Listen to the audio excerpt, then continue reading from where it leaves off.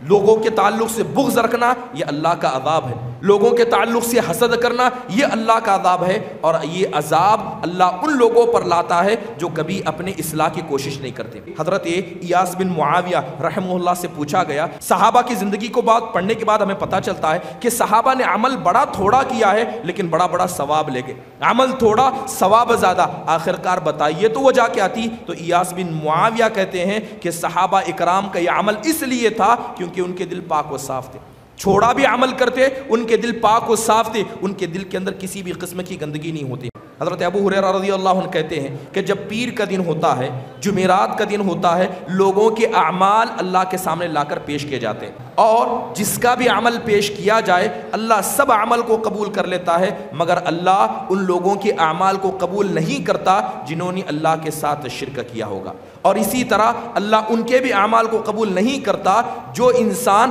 اپنے بھائی کے ساتھ بغض و عداوت کو رکھتا ہے، نماز پڑھتا ہے، روزہ رکھتا ہے، لیکن دل کے اندر عداوت ہے، اس کے دل کے اندر دشمنی ہے، بغض ہے، تو اللہ تعالیٰ کہتا ہے کہ اس کے اعمال کو لے جاؤ یہاں تک کہ یہ اپنے دل کو پاک و صاف نہ کرے۔ بہت ساری انسان کو خواہشات لگ جاتی ہیں، آج دیکھیں کہ دنیا کی خواہش انسان کو ہے، کرسی کی خواہش انسان کو ہے، اسی طرح ظاہر پرستی کی خواہش انسان کو ہے، لہذا یہ خواہشیں بھی ایک بیماری ہیں جو انسان کے دل کو لگ جاتی ہیں، اور یہ دل کی بیماریوں میں سے ایک بڑی بیماری ہے۔ حامدا و مصلیا اما بعد، اعوذ باللہ من الشیطان الرجیم، بسم اللہ الرحمن الرحیم، یوم لا ينفع مال ولا بنون الا من اتى اللہ بقلب سلیم۔ محترم صدر جلسہ، اساتذہ کرام، معزز علماء کرام، عمائدین جماعت و جمعیت اور برادران اسلام، میں نے آیت کریمہ پڑھی، اللہ سبحانہ و تعالیٰ ارشاد فرماتے ہیں کہ یوم لا ينفع مال ولا بنون الا من اتى اللہ بقلب سلیم۔ اللہ سبحانہ و تعالیٰ نے اس آیت کریمہ کے اندر قیامت کا ایک نقشہ کھینچا کہ جب لوگ اللہ سبحانہ و تعالیٰ کے سامنے لا کر کھڑے کر دیے جائیں گے اور اللہ لوگوں کا حساب و کتاب لے گا تو اس دن کیا ہوگا؟ اللہ سبحانہ و تعالیٰ کہتے ہیں کہ یوم لا ينفع مال ولا بنون، کہ اس دن نہ کسی کا مال کام آئے گا، نہ کسی کی اولاد اسے فائدہ دے گی۔ اس دن انسان نے اپنے مال سے جو کچھ کیا ہوگا نہ وہ مال اسے فائدہ دے گا، نہ اس کی اولاد اسے فائدہ دے گی، الا من اتى اللہ بقلب سلیم، مگر وہ انسان کامیاب ہوگا جو اللہ سبحانہ و تعالیٰ کے پاس صاف ستھرا دل لے کر آئے۔ برادران اسلام، جیسے کہ آپ جانتے ہیں کہ دل یہ اسلام کے اندر بڑی اہمیت کا حامل ہے۔ کچھ اعمال اسلام کے ایسے ہیں جسے انسان اپنے جسم سے ادا کرتا ہے، انہی ظاہری اعمال کو ہم اسلام کہتے ہیں، لیکن اس کے بعد اسلام کے اندر کچھ ایسے اعمال ہیں جنہیں دل کے اعمال کہا جاتا ہے، اور یہ زیادہ اہمیت کے حامل ہیں اور زیادہ ضروری ہوتا ہے کہ انسان اس میں کبھی کوتا نہ ہو۔ اب جو دل کے اعمال ہوتے ہیں انہی دن کے اعمال کے اندر ایک عظیم دل کا عمل یہ ہے کہ انسان اپنے دل کو پاک و صاف رکھے۔ اب سوال یہ ہے کہ انسان کن چیزوں سے اپنے دل کو پاک و صاف رکھے؟ سب سے پہلی چیز ہے کہ انسان کو اپنے دل کو پاک و صاف رکھنا چاہیے اسلام کے تعلق سے۔ ابھی آپ کے سامنے بتایا گیا کہ یہ جو دور ہے یہ فتنے کا دور ہے، انسان کو فتنوں میں مبتلا کیا جا رہا ہے، اور سب سے بڑا فتنہ اگر اس دور کے اندر کوئی ہے تو وہ اسلام کے تعلق سے شکوک و شبہات کو لوگوں کے سامنے لا کر رکھ دینا ہے۔ بہت ساری تنظیمیں یا بہت سارے گروہ ایسے ہیں جو چاہتے ہیں کہ مسلمان بس مسلمان نہ رہیں، مسلمان اپنے دین سے دور ہو جائیں، وہ مسلمانوں کو اپنے دین میں داخل کروانا نہیں چاہتے، نہ وہ چاہتے ہیں کہ مسلمان ان کی جماعت میں شامل ہو، بس مسلمان اپنی شناخت کو کھو دیں۔ برادران اسلام، جب بات ایسی ہے کہ اگر انسان کو اس کے دین کے مسئلے میں شک و شبہات کے اندر داخل کر دیا جائے تو یاد رکھیں یہ دل کی ایک بہت بڑی بیماری ہے، اور جس شخص کو اللہ کے رسول صلی اللہ علیہ وسلم یا اللہ سبحانہ و تعالیٰ کی نازل کردہ کسی ایک آیت یا ایک حدیث کے مسئلے میں ادنا بھی شک انسان کے دل میں آ جاتا ہے تو وہ انسان سیدھے اسلام سے نکل جاتا ہے۔ تو سب سے پہلا مرض جو انسان کے دل کو لگتا ہے، جو انسان کے دل کو فاسد اور خراب کر دیتا ہے وہ اسلام کے تعلق سے شکوک و شبہات ہے۔ تو ہر مومن اور مسلمان کو چاہیے کہ سب سے پہلے اس قسم کے شکوک و شبہات سے اپنے دل کو پاک رکھے۔ دوسری چیز، بہت ساری انسان کو خواہشات لگ جاتی ہیں۔ آج دیکھیں کہ دنیا کی خواہش انسان کو ہے، کرسی کی خواہش انسان کو ہے، اسی طرح ظاہر پرستی کی خواہش انسان کو ہے، لہذا یہ خواہشیں بھی ایک بیماری ہیں جو انسان کے دل کو لگ جاتی ہیں، اور یہ دل کی بیماریوں میں سے ایک بڑی بیماری ہے۔ تیسری بیماری جو انسان کے دل کو لگ جاتی ہے، یا اسلام نے جسے دل کی بیماری کے نام سے تعبیر کیا ہے، وہ گناہ ہیں۔ بہت سارے گناہ ہیں، جیسے مثال کے طور پر بدگمانی کرنا، حسد کرنا، کینہ، بغض، عداوت، مسلمانوں سے دشمنی رکھنا، یہ سارے ایسے گناہ ہیں جسے شریعت اسلامیہ گناہ کہتا ہے اور دل کی مرض قرار دیتا ہے۔ برادران السلام، چلیے گفتگو کرتے ہیں کہ دل کو پاک و صاف رکھنا کیوں ضروری ہے۔ کیا ضروری ہے کہ اسلام کے تعلق سے ہم اپنے دل کو پاک رکھیں، اپنے دل کو خواہشات سے پاک رکھیں، اپنے دل کو مسلمانوں کے تعلق سے بدگمانی، حسد و کینہ سے پاک رکھیں؟ جی ہاں، بہت ضروری ہے۔ اللہ تعالیٰ نے، میں نے شروع میں آیت کریمہ پڑھی کہ قیامت کے دن بہت سارے لوگ لائے جائیں گے، کچھ مال لے کر آئیں گے، کچھ اولاد لے کر آئیں گے، لیکن سارے کے سارے ناکامیاب ہو جائیں گے، مگر وہ کامیاب ہوں گے جو صحیح سالم دل لے کر اللہ کے پاس آئیں گے۔ اور ایک حدیث کے اندر بتایا گیا کہ دل کو پاک رکھنا اتنا ضروری ہے کہ اگر کوئی آدمی نمازیں پڑھتا ہے، روزے رکھتا ہے، اور جتنی عبادتیں اسلام نے اسے بتائی ہیں ان عبادتوں کو ادا کرتا ہے، لیکن دل کی گندگی میں شامل ہے، اس کے دل کے اندر فساد موجود ہے، تو اللہ کے رسول صلی اللہ علیہ وسلم کہتے ہیں کہ ایسے شخص کی نمازیں، ایسی شخص کی عبادتیں اللہ کے یہاں قابل قبول نہیں ہوتی۔ حدیث کے اندر آتا ہے، حضرت ابو ہریرہ رضی اللہ عنہ فرماتے ہیں کہ تعرض الاعمال فی کل یوم الاثنین والخمیس فیغفر اللہ ذلک اليوم لکل امرئ لا یشرک باللہ شیئا۔ حضرت ابو ہریرہ رضی اللہ عنہ کہتے ہیں کہ جب پیر کا دن ہوتا ہے، جمعرات کا دن ہوتا ہے، لوگوں کے اعمال اللہ کے سامنے لا کر پیش کیے جاتے ہیں، اللہ لوگوں کے اعمال کو دیکھتا ہے، اور جس کا بھی عمل پیش کیا جائے اللہ سب عمل کو قبول کر لیتا ہے، مگر اللہ ان لوگوں کے اعمال کو قبول نہیں کرتا جنہوں نے اللہ کے ساتھ شرک کیا ہوگا، اور اسی طرح اللہ ان کے بھی اعمال کو قبول نہیں کرتا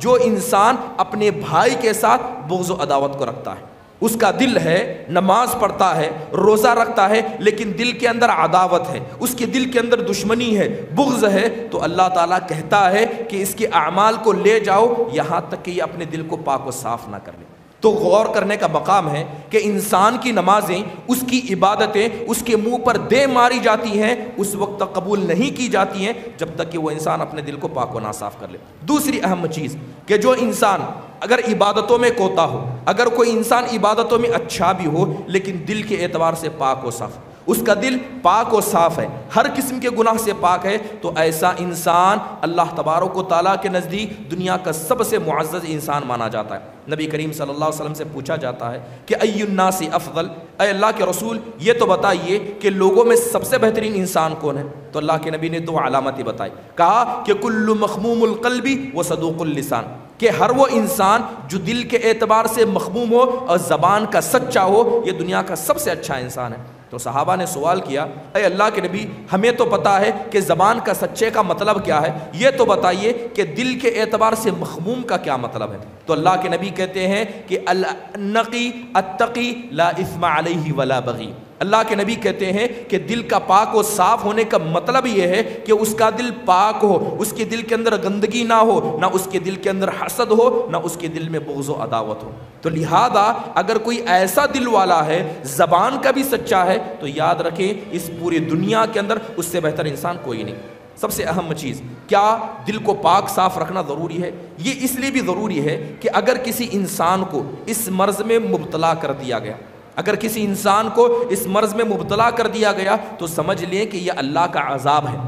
لوگوں کے تعلق سے بغض رکھنا یہ اللہ کا عذاب ہے، لوگوں کے تعلق سے حسد کرنا یہ اللہ کا عذاب ہے، اور یہ عذاب اللہ ان لوگوں پر لاتا ہے جو کبھی اپنے اصلاح کی کوشش نہیں کرتے۔ قرآن میں اللہ تبارک و تعالیٰ کہتا ہے کہ وَنَزَعْنَا مَا فِي صُدُورِهِم مِّن غِلٍّ، کہ جب اللہ تبارک و تعالیٰ لوگوں کو جنت میں داخل کرنا چاہے گا، ان کا جنت کا فیصلہ کر دیا ہوگا، عرصات الجنہ، جنت کے میدان میں ہوں گے، بس انہیں جنت میں داخل کرنا باقی ہوگا، تو اللہ تبارک و تعالیٰ ایک معاملہ کرے گا۔ اللہ کیا کرے گا؟ لوگوں کے دلوں کو پاک و صاف کرے گا، ان کے دل کے اندر جو حسد ہوگا، ان کے دل کے اندر جو بغض عداوت ہوگی، اللہ اس ساری گندگیوں کو نکال دے گا، اس کے بعد انہیں جنت میں داخل کرے گا۔ ایک سوال یہاں پوچھنا چاہیے کہ اگر کوئی انسان دل کے اندر حسد کو لے کر جنت میں داخل ہوگا تو کیا نقصان ہوگا؟ اگر دل کے اندر حسد ہے، جو چیز وہ مانگے گا اسے مل جائے گی، تو اگر دل کے اندر حسد ہو، دل کے اندر بدگمانی ہو، اسے لے کر وہ جنت میں جائے گا تو کیا نقصان ہوگا؟ مفسرین کہتے ہیں کہ جو انسان ان دل کی بیماریوں میں مبتلا ہوتا ہے، حقیقت میں یہ اللہ کا عذاب ہوتا ہے، اور جنت میں اللہ کسی کو عذاب نہیں دیتا، جنت میں اللہ کسی کو عذاب نہیں دیتا، یہ جنت صرف اللہ کی نعمتوں کی جگہ ہے۔ اس لیے اللہ تبارک و تعالیٰ دل سے ان ساری چیزوں کو نکال کر لوگوں کو جنت میں داخل کرے گا۔ حدیث بڑی مشہور ہے کہ ایک صحابی رسول مسجد کے اندر داخل ہوتے ہیں، اللہ کے نبی کہتے ہیں کہ ابھی تمہارے پاس ایک جنتی شخص آئے گا۔ صحابہ سارے دروازے کی طرف دیکھنے لگے کہ وہ کون صحابی ہوں گے جن کو اللہ کے نبی نے جنت کی بشارت دی۔ ایک صحابی بائیں ہاتھ میں جوتا پکڑ کر داڑھی سے جو پانی ٹپک رہا تھا اسے جھڑاتے ہوئے مسجد میں داخل ہوتے ہیں۔ اللہ کے نبی صلی اللہ علیہ وسلم نے خوشخبری دی کہ یہ جنتی ہے۔ دوسرا دن ہوا، اللہ کے نبی نے کہا کہ ابھی تمہارے پاس ایک جنتی آئے گا، اور دوسرے دن بھی وہی صحابی آئے۔ تیسرے دن اللہ کے نبی نے کہا کہ ابھی ایک جنتی آئے گا، اور وہی صحابی آئے۔ حضرت عبداللہ بن عمرو بن عاص کو بڑی یہ خواہش محسوس ہوئی کہ میں پتہ کروں کہ اللہ کے نبی نے تین مرتبہ اس شخص کو جنتی قرار دیا اور تینوں مرتبہ یہی انسان آیا۔ خواہش پیدا ہوئی کہ میں پتہ کروں کہ انسان آخرکار عمل کیا کرتا ہے، ہمارے ساتھ نماز پڑھتا ہے، ہم جیسا روزہ رکھتے ہیں ویسا رکھتا ہے، تو لہذا کوئی بہانہ کر کے ان کے گھر میں داخل ہو گئے۔ 3 دن تک ان کے گھر میں رہے، تو دیکھتے ہیں کہ وہ رات میں تہجد نہیں پڑھتے، وہ رات میں زیادہ عبادتیں نہیں کرتے ہیں، جبکہ حضرت عبداللہ بن عمرو بن عاص رات بھر عبادت کرتے تھے۔ لہذا آخر پریشان ہو گئے اور جا کر سارا معاملہ اس انصاری صحابی سے بیان کر دیا کہ میں تمہارے گھر میں اس مقصد کے خاطر آیا تھا، بتانا تو کہ وہ کون سا عمل ہے جس کی وجہ سے تم اپنے دل میں امید رکھتے ہو کہ اس عمل کی وجہ سے اللہ کے نبی صلی اللہ علیہ وسلم نے یہ خوشخبری تم کو دی ہوگی۔ تو صحابی کا جواب سنیے، وہ کہتے ہیں کہ جب میں اپنے بستر پر جاتا ہوں تو سب سے پہلے اپنے دل کو پاک کر لیتا ہوں، کسی مسلمان سے اگر کوئی غلطی ہو گئی ہے اسے معاف کر دیتا ہوں، اور میں اللہ سے کہتا ہوں کہ اے اللہ میں نے سارے لوگوں کو معاف کر دیا، میرے دل کے اندر کسی کے تعلق سے کوئی بدگمانی نہیں، میرے دل کے اندر کسی کے تعلق سے کوئی عیب نہیں۔ تو حضرت عبداللہ کہتے ہیں کہ یہی وہ نیکی ہے جس کی وجہ سے اللہ کے نبی صلی اللہ علیہ وسلم نے تم کو جنت کی بشارت دی۔ برادران السلام، یہی وجہ ہے کہ انبیاء علیہ السلام، آپ جانتے ہیں کہ انبیاء علیہ السلام کی زندگی ہمارے لیے نمونہ ہے۔ انبیاء نے سب سے پہلے جو کام اپنی قوم والوں کے تعلق سے کیا وہ اپنے دل کو پاک رکھا۔ آپ سوچ کر رکھیں کہ ابھی اگر نبی کے دل میں کسی قسم کا حسد ہوتا، آسمان سے فرشتے آتے اور فرشتے آ کر کہتے اے اللہ کے نبی آپ حکم دیں ان مکہ والوں کو ہم پہاڑوں میں دبوچ دیں، ان طائف والوں کو ہلاک کر دیں۔ ابھی آپ نے سنا کہ نبی صلی اللہ علیہ وسلم سے کہا گیا کہ آپ بد دعا کیجیے۔ اگر نبی کے دل میں اتنی بھی برائی ہوتی، اتنا بھی حسد ہوتا، ہاتھ اٹھا کر بد دعا کر دے، قوم ہلاک و برباد ہو جاتی۔ اللہ کے نبی صلی اللہ علیہ وسلم حضرت عائشہ کے پاس بیٹھے ہوئے، حضرت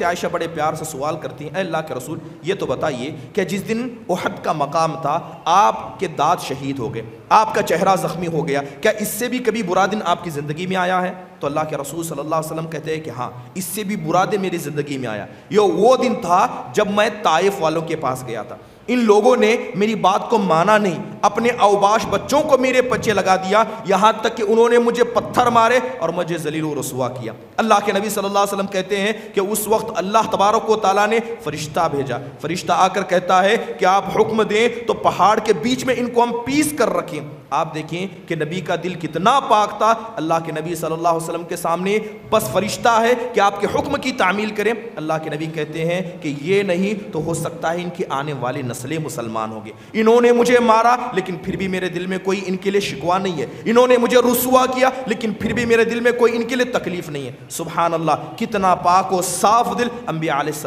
السلام کا تھا۔ اللہ کے نبی صلی اللہ علیہ وسلم صحابہ کی مجلس میں بیٹھے ہوئے ہیں، اللہ کے نبی صلی اللہ علیہ وسلم نے اپنی آنکھوں کو بڑا کیا۔ اللہ کے نبی کہتے ہیں کہ اللہ نے مجھے ابھی ایک نبی کو دکھایا، اللہ تعالیٰ نے ابھی مجھے ایک نبی کو دکھایا کہ اس نبی کو ان کی قوم کے لوگ پکڑ کر لائے۔ دو لوگ ہاتھ کو پکڑتے ہیں، دو لوگ پیر کو پکڑتے ہیں، گھسیٹتے ہوئے مجلس میں لاتے ہیں۔ ان قوم کے لوگوں نے اس نبی کو اس قدر مارا تھا کہ چہرے سے لہو ٹپک رہا تھا، اور وہ نبی مار کھا کر کہتا ہے اللہم اہد قومی فانہم لا یعلمون، اے اللہ جنہوں نے مجھے مارا ہے، اے اللہ تو انہیں معاف کرنا، اے اللہ تو ان کو ہدایت دینا، کیونکہ یہ مجھے نہیں جانتے، یہ تیرے دین کو نہیں جانتے۔ یہ دل کی پاکی نہیں تو اور کیا ہے کہ جنہوں نے مارا آپ ان کے لیے دعا کریں۔ انبیاء کا یہی شیوا تھا کہ انبیاء نے ہمیشہ اپنے دل کو اپنے قوم والوں کے بارے میں پاک و صاف رکھا۔ اللہ کے رسول صلی اللہ علیہ وسلم کی ایک مشہور حدیث ہے، اللہ کے نبی کہتے ہیں کہ لا یبلغنی احد من اصحاب احد شیئا فانی احب ان اخرج الیکم سلیم الصدر۔ اللہ کے نبی صلی اللہ علیہ وسلم فرماتے ہیں کہ جب کوئی آ کر کسی صحابی کی شکایت میرے سامنے کرتے ہیں، میں اس شکایت کو سن لیتا ہوں، لیکن جب گھر میں داخل ہو کر گھر سے باہر نکلتا ہوں تو میں کوشش کرتا ہوں کہ جس صحابی کی شکایت میرے سامنے کی گئی اس کو معاف کروں اور اس کے تعلق سے دل میں اتنی بھی بدگمانی نہ رکھوں۔ علامہ مبارک پوری رحم اللہ فرماتے ہیں کہ اللہ کے نبی دیکھیے کہ گھر میں داخل ہونے سے پہلے شکایت کی گئی، آپ نے اس شکایت کو سنا، لیکن جب گھر سے باہر نکلتے ہیں تو آپ اپنے دل کو پاک و صاف کرتے ہیں، کیونکہ اللہ کے نبی یہ ٹریننگ کر رہے تھے، اپنے دل کو بتا رہے تھے، سکھا رہے تھے، کیونکہ ایسا نہ ہو کہ اچانک اللہ کا بلاوا آ جائے اور میرے دل کے اندر کسی صحابی کے بارے میں اتنی بھی شکایت موجود ہو۔ اللہ کے رسول صلی اللہ علیہ وسلم اس طرح کا تعامل کیا کرتے تھے۔ برادران اسلام، یہی وجہ ہے کہ حضرت ایاس بن معاویہ رحمہ اللہ سے پوچھا گیا کہ ہم نے صحابہ کی زندگیوں کو پڑھا، صحابہ کی زندگی کو پڑھنے کے بعد ہمیں پتہ چلتا ہے کہ صحابہ نے عمل بڑا تھوڑا کیا ہے لیکن بڑا بڑا ثواب لے گئے، عمل تھوڑا ثواب زیادہ، آخرکار بتائیے تو وجہ کیا تھی؟ تو ایاس بن معاویہ کہتے ہیں کہ صحابہ اکرام کا یہ عمل اس لیے تھا کیونکہ ان کے دل پاک و صاف تھے، چھوڑا بھی عمل کرتے، ان کے دل پاک و صاف تھے، ان کے دل کے اندر کسی بھی قسم کی گندگی نہیں ہوتی۔ حضرت ابو الدرداء رضی اللہ عنہ کے بارے میں آتا ہے کہ جب بستری مرگ پر تھے، اس بستر پر پہنچے جس بستر پر ان کا انتقال ہو گیا، تو ہاتھ اٹھا کر 70 سے زیادہ صحابہ کا نام لے کر دعا کرتے تھے، کہتے اے اللہ حضرت ابو بکر رضی اللہ عنہ پر رحم فرما، صحابہ کا نام لے لے کر کہتے۔ تو لوگ بڑا تعجب کرتے کہ ایسی حالت میں انسان اپنا سوچے گا، اپنے بارے میں کہے گا کہ اے اللہ تو مجھے معاف فرما، یہ صحابہ کا نام لے لے کر ان کے لیے مغفرت کی دعا کرتے ہیں۔ تو حضرت ابو الدرداء رضی اللہ عنہ کہا کرتے کہ یہ صحابہ اکرام ہیں، اللہ نے ان سے محبت کی ہے، میں اللہ کو بتانا چاہتا ہوں کہ یہ صحابہ ہیں، ان کے اور میرے بیچ میں کسی قسم کی رنجش نہیں ہے، ان کے میرے بیچ میں کسی قسم کی رنجش نہیں ہے، یہ سب نیک تھے، سب مجھ سے بہتر تھے۔ تو آپ دیکھیں کہ کس طرح کا بہترین نمونہ حضرت ابو الدرداء رضی اللہ عنہ نے ہمارے سامنے پیش کیا۔ حضرت عمر بن عبدالعزیز رحمہ اللہ علیہ مجلس میں بیٹھے، اس بات کو سمجھنا چاہیے کہ دل کو پاک رکھنا کتنا ضروری ہے۔ آج دیکھیں اسی دل کی گندگی کی وجہ سے پورا معاشرہ برباد ہو چکا ہے۔ ایک مسلمان آپس میں دوسرے کو بھائی تو کہتا ہے، صف میں تو کھڑا ہوتا ہے، لیکن پھر بھی دل کے اندر جدائی ہے۔ رشتہ دار ماں باپ اپنے بچوں کو بچہ تو کہتے ہیں لیکن وہ دلوں کے اندر محبت نہیں ہے، بچے اپنے ماں باپ کو ماں باپ تو کہتے ہیں لیکن وہ الفت باقی نہیں ہے، کیونکہ سب سے بڑی وجہ دلوں کے اندر گندگی آ چکی ہیں، دل فاسد ہو چکے ہیں، اسی وجہ سے ساری محبتیں ختم ہو گئی۔ غور کریں کہ حضرت عمر بن عبدالعزیز رحمہ اللہ علیہ کے پاس ایک شخص آیا، آ کر فلاں انسان کی برائی کر دی، ایک انسان کی برائی کر دی۔ حضرت